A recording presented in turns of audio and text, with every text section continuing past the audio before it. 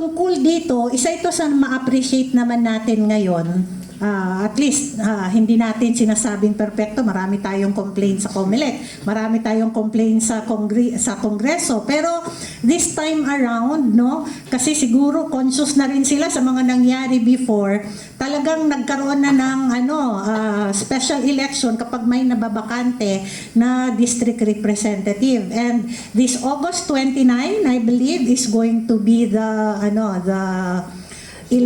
special elections for Dasmariñas 4th District. Ito, di ba? Ng Cavite. Oo. So, kumusta naman ang preparasyon? Siyempre, alam to ni Kong Kiko kasi ako naman, no, tinitext ko to. Kong, takbo ka ulit! Oo, di ba? Sabi ko sa kanya kasi gusto kong sampalin yung mga di ba? Kasi imagine mo, the whole district of voted for him, tapos itong mga itik committee lang ang magtatanggal sa kanya na hindi nararapat because in effect, you have actually dishonored and disrespected the vote of the 4th District of Cavite. So, Kong Kiko, ano ang mga naging preparasyon ngayon doon sa inyong distrito considering that it's your mother who is running for the representative? At syempre, sabihin mo na rin sa amin kung bakit hindi ka tumakbong muli.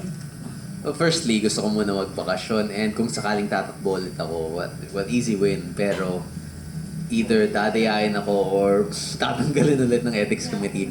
So mas maganda kung papalagpasin muna natin yung administrasyong ito. We wait until 2028 and then I might consider a return to Congress where we can go back to doing what we've always done. Pero ngayon, ang tatakbo sa Dasmariñas, Cavite, yung nanay ko si Mayor Jenny Berzaga. She is the incumbent mayor now. So she would be vacating her position when she wins on August 29. At ako, kasama din ako sa mga kampanyahan. So if ever na taga Cavite kayo, taga Dasma kayo, pwede niyong abangan yung mga motorcades at mga caucus namin. Ayan, maraming salamat Kong, no. So lahat tayo kung meron tayong mga relatives, ikampanya natin ang nanay ni Kong Kiko kasi walang Kong Kiko Barzaga kung walang nanay na nag-produce, di ba? Mommy knows best. Kasi pareho tayong nanay, di ba? Mommy knows best. Oo, pero eto naman ang katanungan ko sa iyo ngayon, Kong, kasi alam ko na mismo yung ating national convention kasi nasa ibang bansa ka at that time na nagkaroon tayo ng National Assembly sa Davao. Nung 25. Sa paningin mo ngayon, ano ang pinakamalaking challenge ng PDP laban? Well, firstly, ang kailangan nating i-prioritize is yung economic recovery. Ngayon, sobrang bagsak na ng ekonomiya natin. And the problem is not just for PDP, pero para sa future administration natin. Yun yung malaking hinaharap na problema ng mga Pilipino ngayon. Rising gas prices, rising costs of commodities, and decreasing rapid devaluation of the Philippine peso. And as for the more local problems, ang pinaka-issue natin ngayon is yung impeachment, pero mukhang mahina naman yung abogado ng prosecution. So, pero ang problema kasi baka mambunan ng maleta yung mga senator judges. So hopefully, they will vote for what is right and they will vote for what is the will of the people. Pero pag hindi, edi okay lang. Bawian natin sila sa 2028. Wala naman nanalo sa kanila. Ayan. So, sige. So, bilang isa sa mga pinakabatang miyembro ng partido na bagong kasapi natin, paano ka makakatulong at ano yung mga suhestyon mo para mas mapalakas pa ang paninindigan at mas mapalakas pa ang PDP laban sa madlang people? Well, sad to say, lumalakas talaga tayo since tuwing may mga imperfections ang administrasyon na ngayon, nakita tayo as the opposition. So, the failures of the administration itself is causing an increase in PDP support.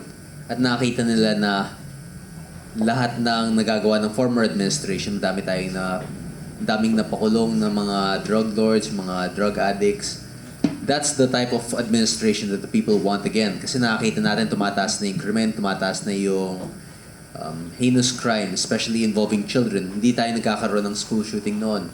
And as safety deteriorates, the people will continuously look for politicians that's willing to take the necessary steps, even drastic steps, katulad ng EJK, katulad ng death penalty, even taking stronger steps against crime. At yun talaga ang gusto ng tao ngayon. So doon tayo talaga lalakas. In taking a strong stance against crime and taking a strong stance against drugs.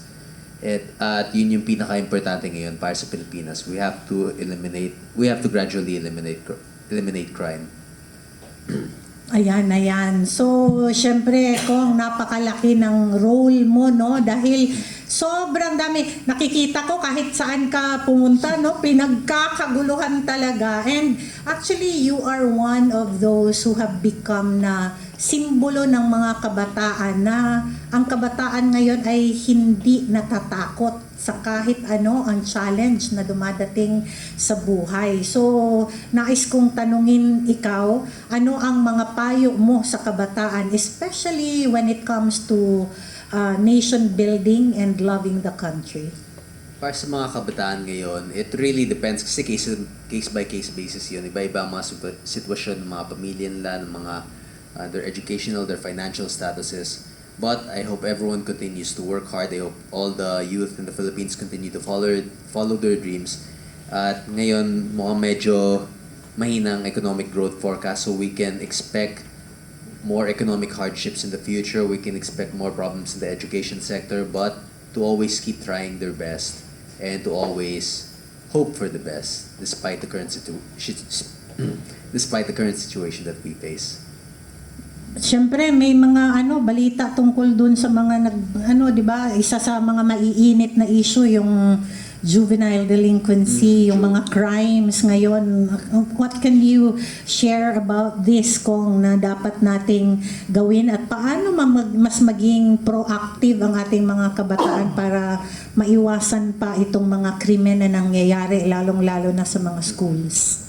Recently kasi nagkaroon ng school shooting and last week, 2 weeks ago, I believe, nagkaroon ng saksakan din doon sa Las Piñas, also involving minors.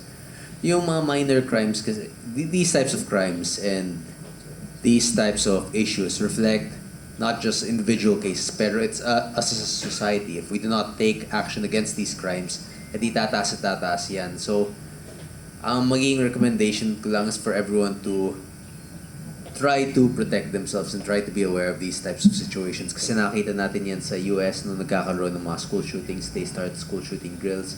Students are expected to be able to protect themselves. And parang naging kasama na yan sa mga calamities that they prepare for. May mga earthquake drills, fire drills, and school shooting drills sa America. So, regarding the increasing crimes, it's also kailangan talaga yung mga safety tips lang na in order to prevent themselves from being victims of such crimes. Ayan, isegue ko lang yung tanong na yan kay Karob, being a neuroplastician.